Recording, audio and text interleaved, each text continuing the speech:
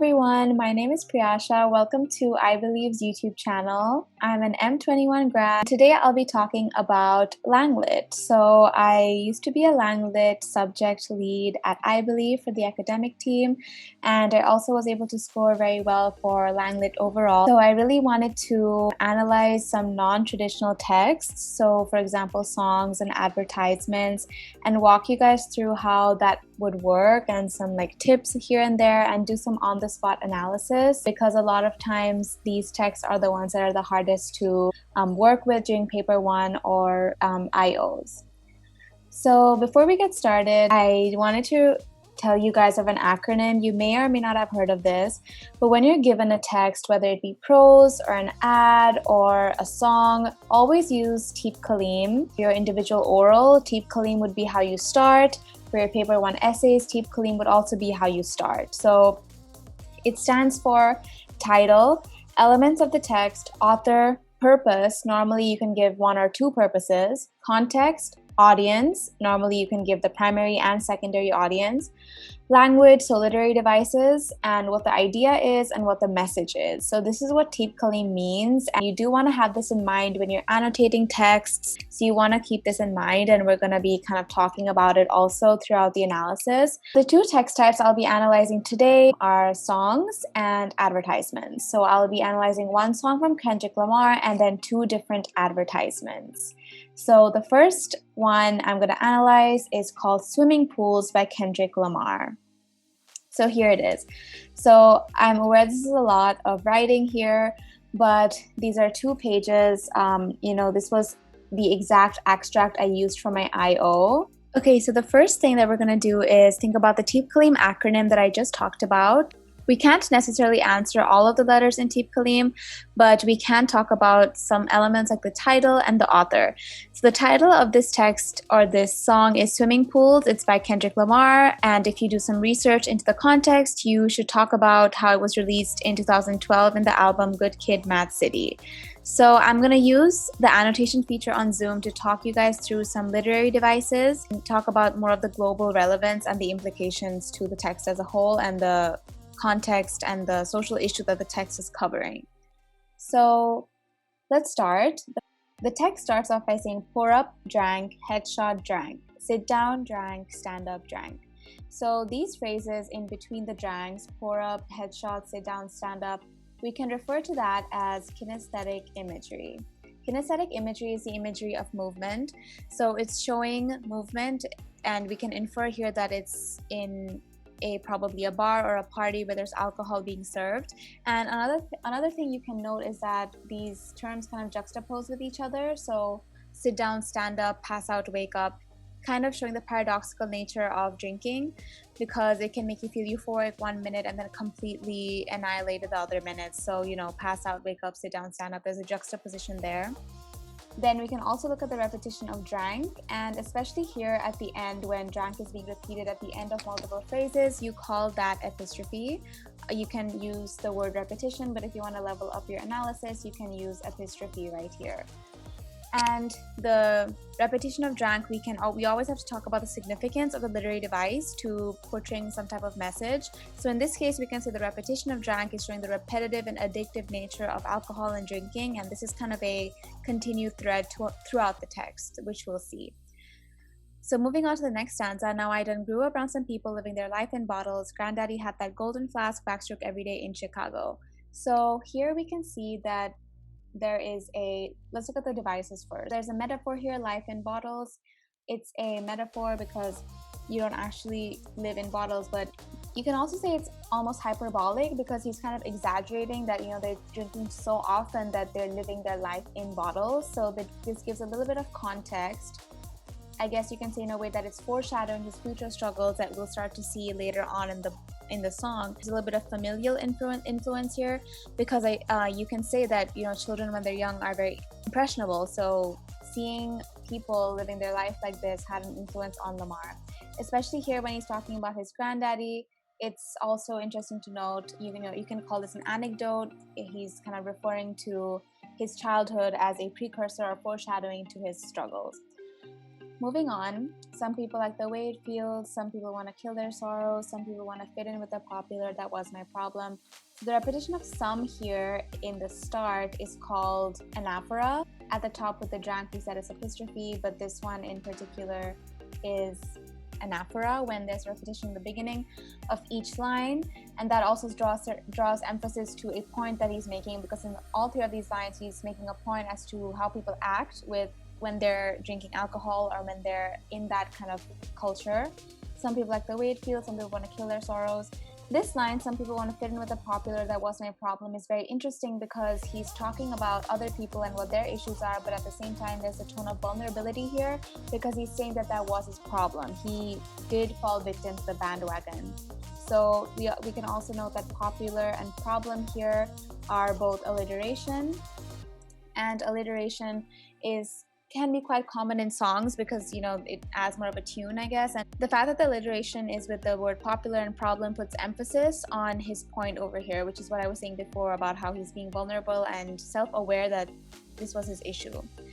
I was in a dark room, loud tunes, looking to make a vow soon that I might get effed up. Filling up my cup, I see the crowd move. So there's, you know, we can talk about how there's imagery here. It's really setting the scene right now as to how a normal party culture scene would look like. So imagery, maybe auditory imagery with the loud tunes, that I might get effed up, filling up my cup, I see the crowd move, changing by the minute and the record on repeat, took a sip, then another sip, then somebody said to me. Also go back here to talk about alliteration. We see alliteration in different places over here as well to draw emphasis on certain things.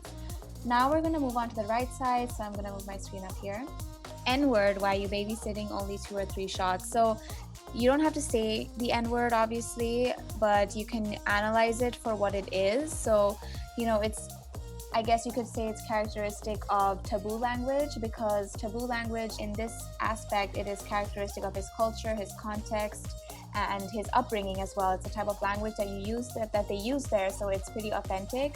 And you can also analyze that in accordance with the rest of the text. But here we can see that somebody is almost mocking him. There's like a mocking tone over here. Somebody's asking him a question and also kind of mocking him for being lightweight almost. And this is where the theme or the topic sentence of societal and peer pressure comes in, which was actually part of my topic sentence for my individual oral. Moving on, I'm going to show you how to turn it up a notch. First, you get a swimming pool of liquor, then you dive in it. Swimming pool of liquor is a very powerful metaphor because a swimming pool and the action of diving into something is kind of mirroring how powerful it is and how all-encompassing addiction to alcohol is.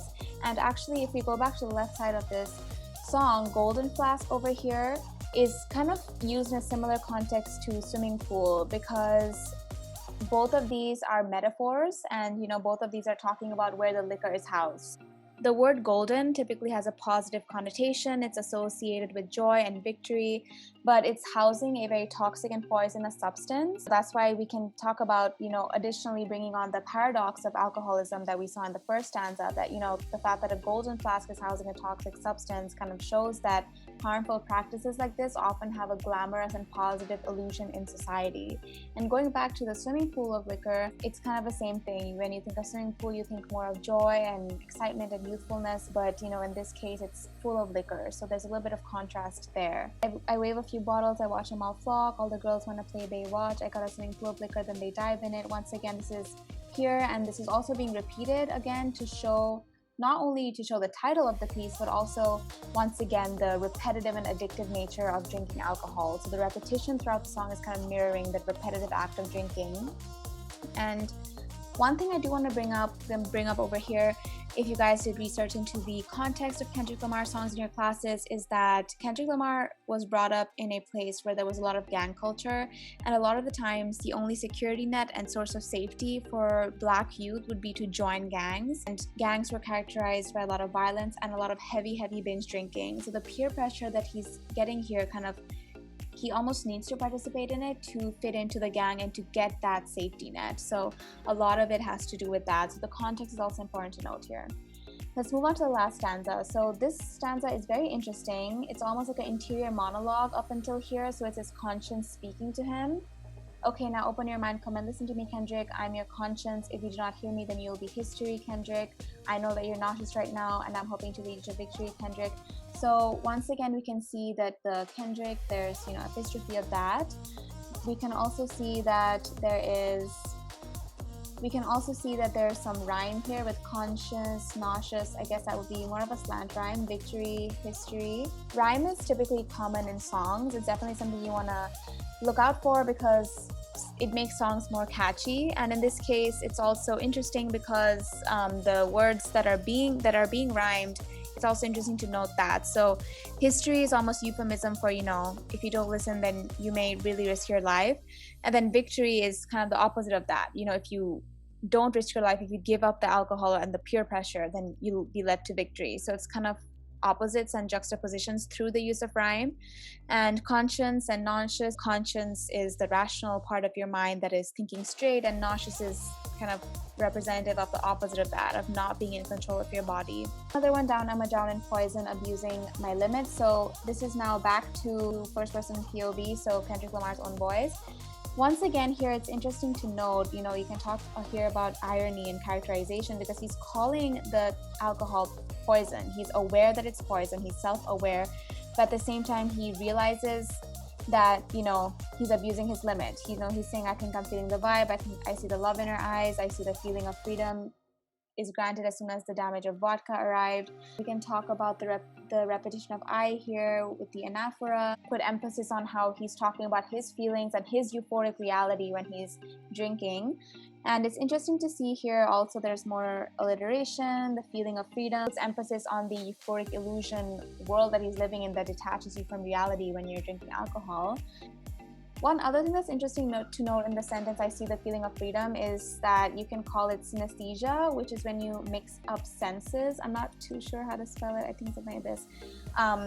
It's when you mix up senses, so you don't necessarily see a feeling, you feel a feeling, but in this case, I see the feeling. It kind of mirrors how delirious you can get and how your senses can really get mushed up when you're drinking alcohol and you're drunk. So moving on, this is how you capitalize. This is parental advice, and apparently I'm over-influenced by what you're doing. I thought I was doing the most, and someone said to me. So the parental advice part here can kind of go back to the second stanza with the granddaddy had that golden flask. So, he was given parental advice, but he saw otherwise with his granddaddy and with the people he was brought around living with. So it's very interesting to note that. And the part where he says I'm over-influenced, that's also bringing back the theme that we're talking about with social pressure and familial pressure and the pressures of drinking that comes with gang violence and being associated with the gang. So that's about all the analysis that I'll do for this one. Hopefully this helped you guys approach songs better. It's very important to analyze the context. It's very important to go into the devices and figure out why exactly they're being used and if there's intentionality behind it. In songs, typically you'll see a lot of rhyme, you'll see a lot of repetition as well, and maybe a lot of imagery and taboo language in this case because that's Kendrick Lamar's culture and upbringing. We can also now finish the rest of the TEAPCALIM, so we can talk about the purpose. And I came up with something along the lines of that the purpose of this text is to lament the social and familial and cultural pressures that lead people astray into getting addicted to alcoholism. And the audience in this case, the target audience, could be other Black youths from Compton who face similar situations. And the secondary audience, you could say, is generally anybody who is a fan of Kendrick Lamar.